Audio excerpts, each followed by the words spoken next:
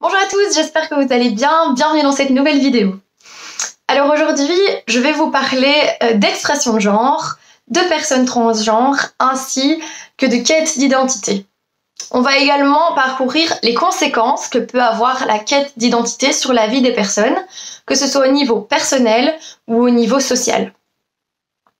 Alors il faut savoir qu'au niveau des violences subies, l'expression de genre et l'orientation sexuelle sont les deux caractéristiques les plus touchées par la victimisation.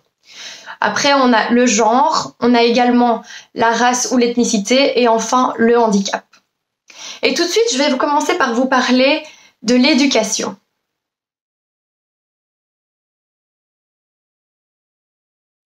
L'adolescence est une période compliquée pour tous les jeunes, mais elle peut le devenir encore plus pour les personnes transgenres.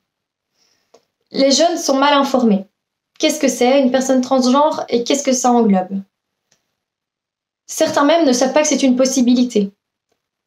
Comment est-ce que je peux savoir que je suis une personne transgenre si je ne sais même pas ce que c'est?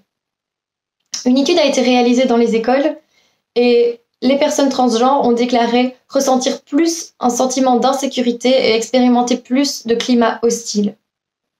Certains, quand ils rentrent chez eux, ne sont même pas soutenus par leur famille ou leurs amis. Leur stratégie est donc l'isolement et arrêter complètement les relations sociales.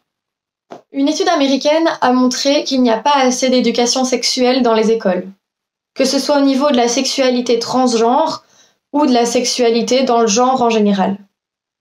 Ce manque d'éducation entraîne un manque de compréhension chez les élèves, ce qui entraîne de l'agressivité. Les personnes transgenres vont alors avoir tendance à ne plus aller en cours et à s'isoler.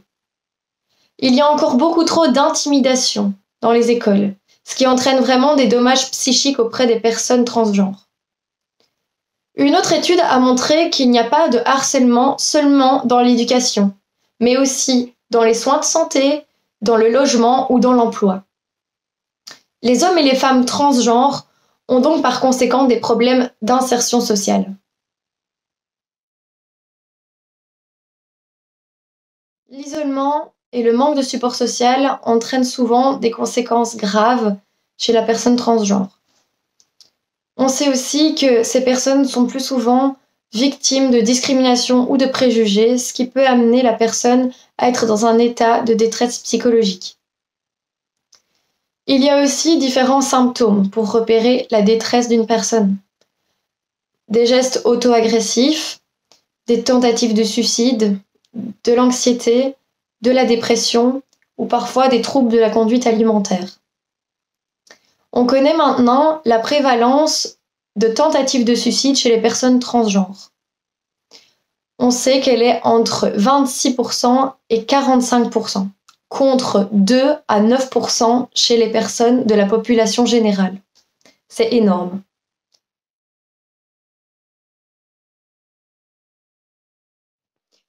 Je vais maintenant vous parler un petit peu des GAMI. Est-ce que c'est une solution? Alors pour commencer, je vais vous expliquer qu'est-ce que c'est les GAMI. En fait, les GAMI, ce sont des interventions médicales qui permettent de modifier l'apparence. Elles peuvent intervenir sous différentes formes, que ce soit de la prise d'hormones, ou alors des chirurgies thoraciques, des chirurgies génitales, ou des épilations, ou encore de l'orthophonie, et encore d'autres. Une étude a montré que après ces fameuses interventions, les personnes étaient plus épanouies au niveau sexuel ainsi qu'au niveau social. L'étude a aussi montré qu'il y avait moins d'anxiété après cette prise d'hormones ou ce changement génital. Les personnes qui vont choisir d'utiliser ces interventions médicales peuvent le faire pour différentes raisons. Certains peuvent le faire pour diminuer la non-conformité de genre qui est visuellement apparente. D'autres peuvent l'utiliser pour diminuer le stress d'être dans une minorité ou diminuer le rejet, la violence, la discrimination ou la non-affirmation. Il a été montré aussi que grâce à ces GAMI, grâce à ces interventions, ça permettait d'augmenter la confiance en soi.